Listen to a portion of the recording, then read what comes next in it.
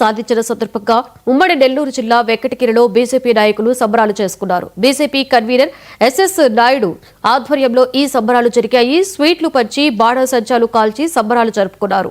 దేశంలో ప్రధానమంత్రి నాయకత్వంలో అన్ని రాష్ట్రాలలో కూడా ఎన్డీఏ కూటమి అధికారంలోకి వస్తుందని ఎస్ఎస్ఆర్ నాయుడు తెలిపారు. ఆంధ్రాలో డబుల్ ఇంజిన్ సర్కార్తో వేగవంతంగా అభివృద్ధి దూసుకువెడుతోందని సీఎం చంద్రబాబు నాయుడు ఆధ్వర్యంలో రాష్ట్రాన్ని అభివృద్ధి దిశగా ముందుకు తీసుకువెడుతున్నారని కొనియాడారు.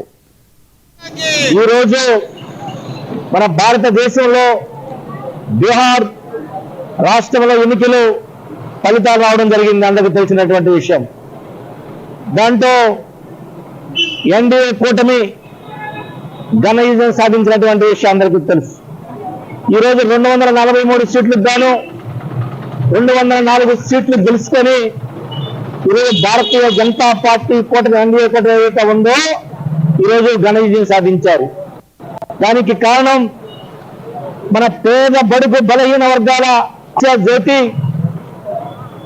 మన భారత ప్రధానమంత్రి నరేంద్ర మోడీ గారు ఈరోజు భారతదేశంలో చేస్తున్నటువంటి అభివృద్ధి సంక్షేమ కార్యక్రమాలు చూసే ఈరోజు దేశవ్యాప్తంగా అందరూ కూడా ఎన్డీఏ కూటమికి ఓట్లేసేటువంటి పరిస్థితి వచ్చింది.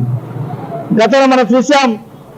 గతంలో ఇప్పుడు ఏ రోజు పేపర్ చూసినా ఏ టీవీ చూసినా కుంభకోణాలు తప్ప ఎక్కడా కూడా అభివృద్ధి కార్యక్రమం కనిపించేటువంటి పరిస్థితి లేదు.